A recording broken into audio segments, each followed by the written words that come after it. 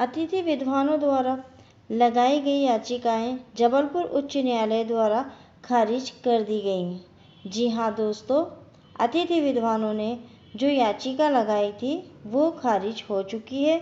MPPSC के खिलाफ उन्होंने ये याचिका लगाई थी। तो क्या है वो याचिका, क्या उसके आधार थे, किन आधारों पर उनको खारिज की गई है, वो सब हम जानेंगे आज के अपने इस वीडियो में।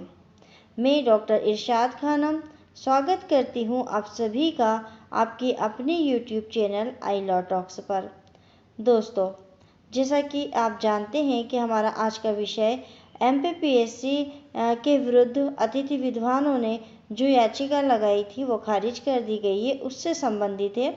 इस वीडियो को देखने से पहले जिन लोगों ने अभी तक चैनल को सब्सक्राइब नहीं किया है वो चैनल को सब्सक्राइब कर लें और साथ ही साथ लेटेस्ट अपडेट के लिए बेल आइकन को क्लिक कर दें।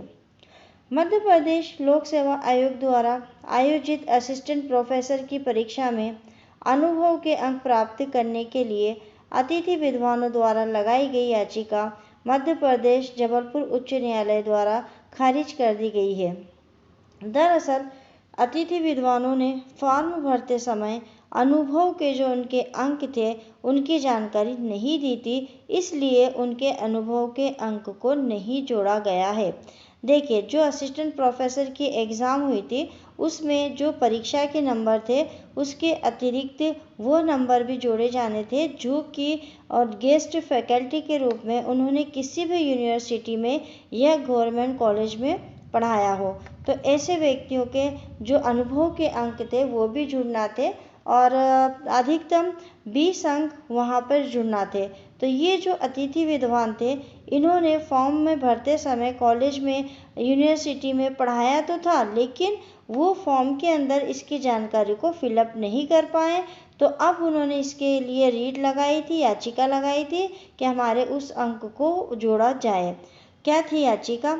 सागर निवासी विवेक अग्रवाल, कुंवर भरत सिंह और अन्य की ओर से दायर याचिका में बताया गया कि एमपीपीएससी द्वारा असिस्टेंट प्रोफेसर के लिए निकाले गए विज्ञापन में कहा गया था कि यदि आवेदक ने किसी विश्वविद्यालय या शासकीय महाविद्यालय में बतौर अतिथि सेवाएं दी हैं तो उसके लिए अतिरिक्त अंक दिए जाएंगे।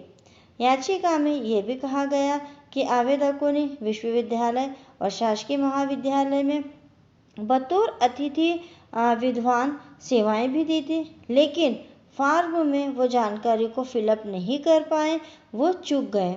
इसलिए उन्हें अतिथि विद्वान या अतिथि शिक्षक के अनुभव के अतिरिक्त अंक जो हैं वो अब दिए जाएं।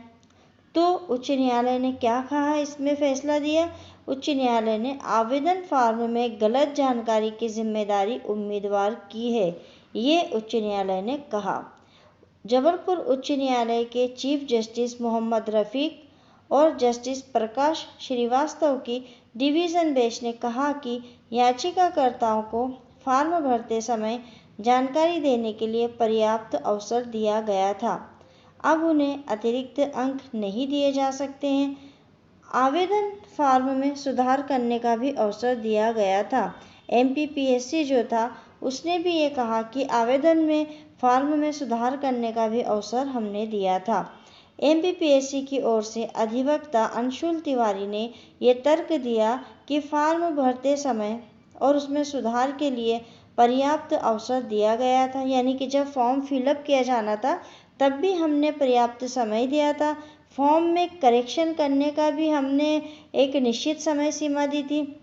अगर आप फॉर्म में उस चीज़ को फिलअप करना भूल गए थे तो हमने आपको उसके बाद उसमें सुधार करने का अवसर दिया था, आप तब भी उसके अंदर सुधार कर सकते थे। अब याचिकाकर्ता को अतिरिक्त अंक नहीं दिए जा सकते। सुनवाई के बाद डिवीज़न बेंच ने याचिका को खारिज कर दिया। शासन की ओर से इस उप महाधिवक्ता स्वप्निल गांगुली ने अपना पक्ष प्रस्तुत किया था।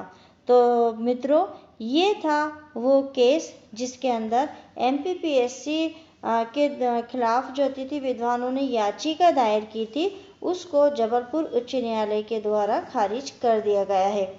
ये एक छोटा लेकिन अति महत्वपूर्ण वीडियो है, तो मुझे ये उम्मीद है कि आप सब लोगों को ये वीडियो भी पसंद आया होगा। अगर वीडियोस आपको पसंद आते हैं तो आप लाइक करिए, कमेंट्स करिए और अधिक से अधिक इसको शेयर करिए। मिलते हैं बहुत ही जल्द अगले वीडियो में एक नए टॉपिक के साथ। तब तक के लिए शुक्रिया, धन्यवाद।